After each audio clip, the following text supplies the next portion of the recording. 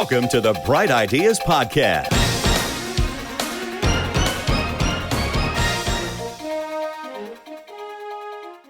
I'm a big believer in email newsletters. Obviously, I've been doing it for a decade.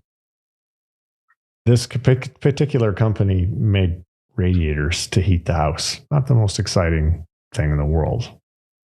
How on earth do you have an email newsletter that anyone's ever going to read when your product is literally that boring? So it literally is that boring, right? On the face of it. But when you're sharing advice about things that I didn't even know about, the fact that you could have radiator covers. So I had no idea you could do a radiator cover. So if you're teaching people, it's a major problem, right? Especially with the audience that are buying their radiators. They are looking at, how do I save costs? How do I insulate my house? And ultimately, to make this kind of broader and help people who are watching this or listening to this, if you really understand your target audience and their issues, and if you start to look not necessarily just at your product alone, you just take your eyes a bit more broader and you go, this person, actually what they really want is this. They really want to save their costs. They want their house to be warm. They might even want their radiators to be a design feature. This was actually one of the USPs of the client, where they said that, the concept is radiator shouldn't just be a thing that heats your home. It should actually be a feature. Is how the founder describes it in the property. So okay, when you start to look at that and you start to broaden your eyes, now you can fill your content calendar with tons of ideas that people actually will be interested in. I want to talk about link building for a bit, because it's obviously very important and it's a huge challenge and it can be a very monotonous task. Describe for us the method that you used to get links, in particular, well, before you get into talking to how you got the links, let's go up a little bit and talk about link building in general. What are some of the practices to avoid? Because a lot of people make a lot of mistakes, and then explain how you got the links.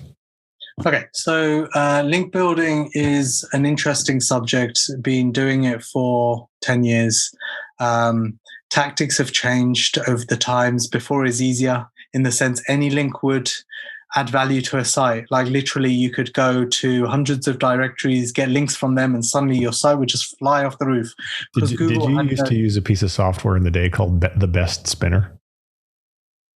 I remember a software called The Spinner, but I don't remember that one. But there was tons of software just like that, right? This was like 10 years ago. This is the very first thing I did. I used to build these little micro niche sites and get them ranked, and then Amazon and blah blah blah. But anyway, I digress. My apologies. No. I mean, it brings back memories like Warrior forums. There would there would be tons of services selling link building. I mean, I'm sure there is still, right? And now when it comes to link building, it is about the quality of the link. It's in making sure it's on a quality site, like it's a site that actually exists. It's a brand in itself. Because you can hurt your site by buying or getting links from the wrong places. That's what I'm getting at. Totally. So it's not about quantity anymore. So, for instance, is spending hours doing an interview just like this and getting a link in return is going to be a lot more powerful and important for your brand than trying to get 10 links from low quality sites that mean nothing to you. When I say mean nothing to you, meaning it's a wedding site that's talking about, I don't know, link building. Like that has no relevance, and then linking to a link building service, right? So the tactics that we're looking at for this site, and here's the other side of the coin. Websites, bloggers, magazines, publications, they also understand the power of link building, whereas back in the day, they didn't. And so what that now means is these sites have now clued on and they've gone, hey, hold on, we could charge for this. We could actually make money for this because actually I'm driving some value. So whilst there's this entire debate of should I buy a link, should I not? My advice is, this is my personal advice, is I would buy a link if the site is genuine, it's high quality, it doesn't have spammy links.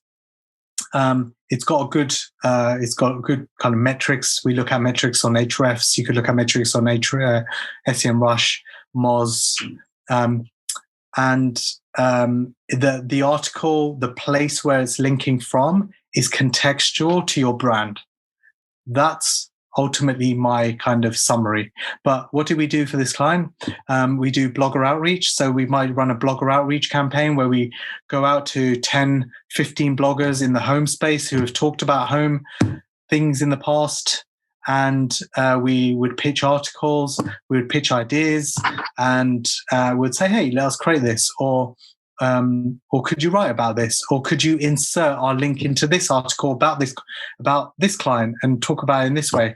And so that's what a blogger outreach type campaign. And you're expecting to pay these bloggers to comply. You're not hoping they're going to write an article for free or give you an insertion for free, correct? Often we're writing. So sometimes it could be. So we're not necessarily going in there expecting to pay. We're hoping not to pay. We're often coming back with our tails between our legs and then having to pay. But on occasion, the idea, it's all about the idea. If the idea is so good and it empowers that blogger's audience and they're getting a free piece of content, and in return, we're getting a link back to the client site, awesome. Job done, right? And often bloggers will come back and go, yes, happy to do this, but I would need a fee. At that point, we're kind of analyzing all of the metrics and the fee and saying, is it worth it? And then agreeing on that basis. So that's one type of campaign. Another type of campaign is almost like a digital PR campaign where we're creating bigger pieces, interesting pieces.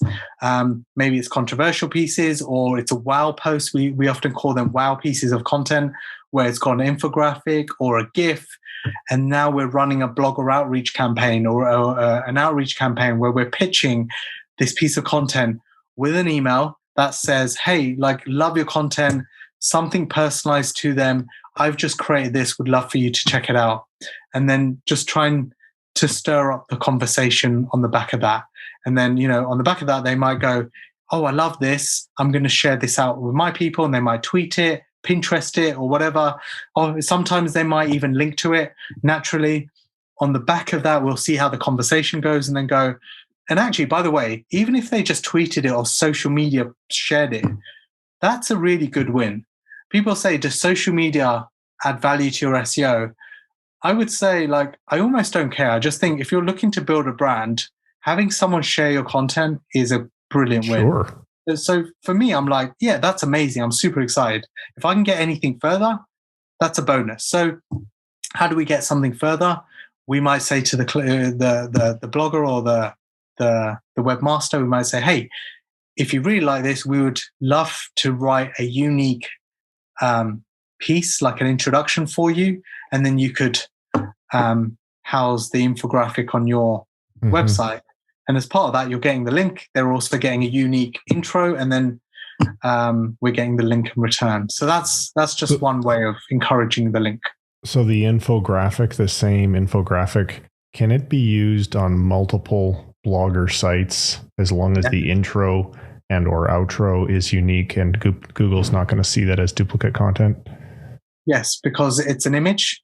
We're storing the image there, and then we've got a unique intro, and then you've got a link to reference the credit. The credit. So the credit of this infographic was to this website. And where do you, and I know a few years ago, infographics were the bomb.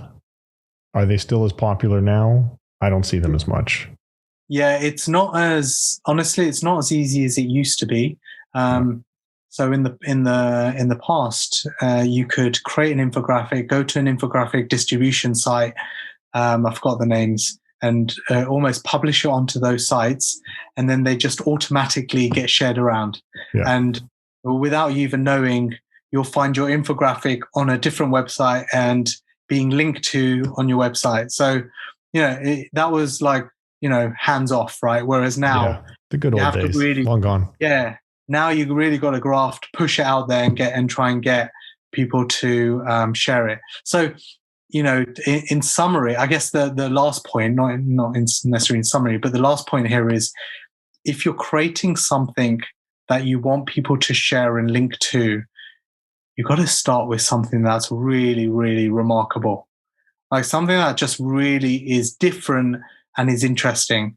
And so whilst we look at all these sexy clients in the beauty, health space, actually it's easier to do when you're looking at boring clients and boring industries, because those are the ones that need a bit of sprucing up.